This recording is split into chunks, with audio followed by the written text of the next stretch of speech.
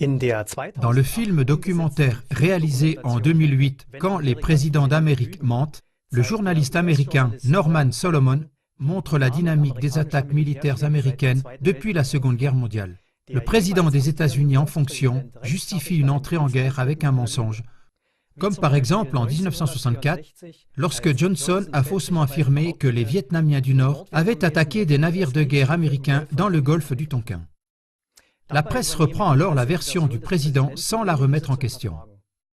Un jour, le public apprend que l'attaque militaire était basée sur un mensonge. Mais comme conclut Solomon, je cite, « C'est bien beau de dire que le système fonctionne, que la vérité est venue à la lumière, mais pour ceux qui sont morts, c'était déjà trop tard. » C'est précisément ce modèle de mensonge qui s'est également révélé lors de la guerre en Irak en 2003. Une invasion militaire des États-Unis, de la Grande-Bretagne et d'une coalition de volontaires en Irak a mené au renversement du président irakien Saddam Hussein. Cela est corroboré par le rapport final publié le 6 juillet 2016 par une commission d'enquête nommée par le gouvernement britannique.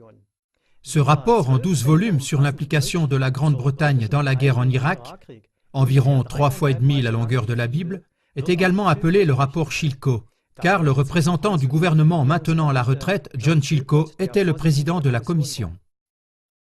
La chaîne d'information NTV du groupe de médias allemand RTL a fait le reportage suivant sur le rapport Chilcot, que les Britanniques attendaient depuis 7 ans. Blair a délibérément exagéré la menace venant d'Irak et trompé les Britanniques. En mars 2003, Saddam Hussein n'était pas une menace directe.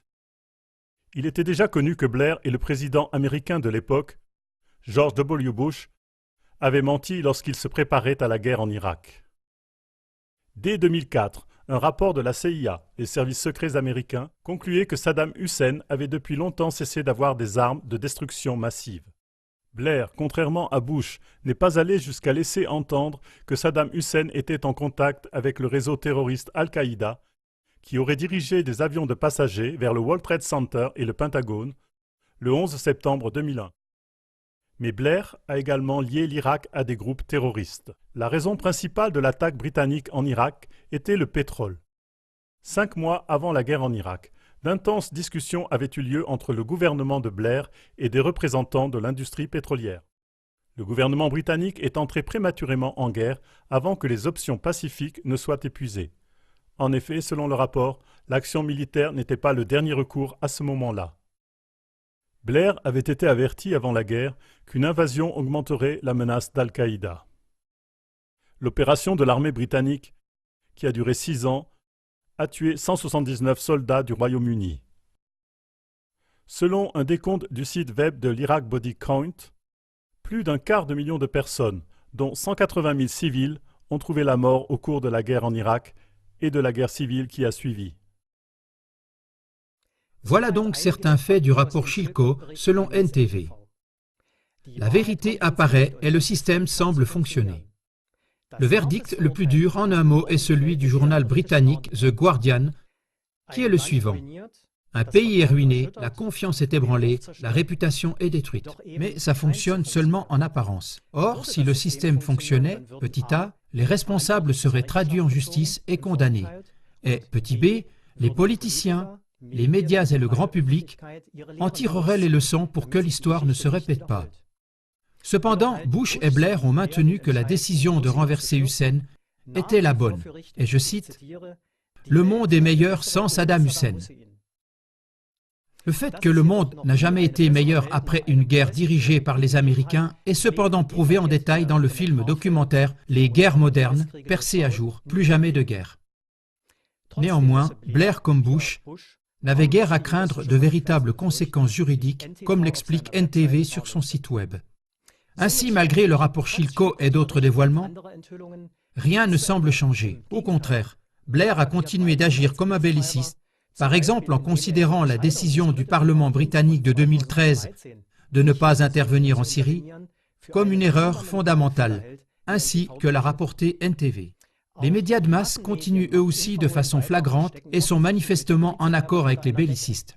Ils n'épargnent aucun effort lorsqu'il s'agit de répandre la version américaine par de prétendues menaces, même si dans le passé elles se sont avérées être un mensonge. Le président russe, Vladimir Poutine, le président syrien Bachar el-Assad et d'autres sont constamment présentés comme des menaces imprévisibles, jetant ainsi les bases d'autres guerres.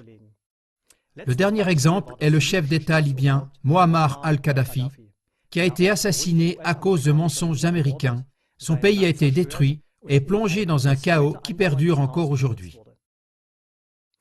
Dans sa brochure « La mobilisation à 360 degrés de l'OTAN sur tous les fronts », l'auteur allemand Jürgen Wagner a démasqué les prétentions américaines au sujet de menaces présumées mensongères et sans fondement.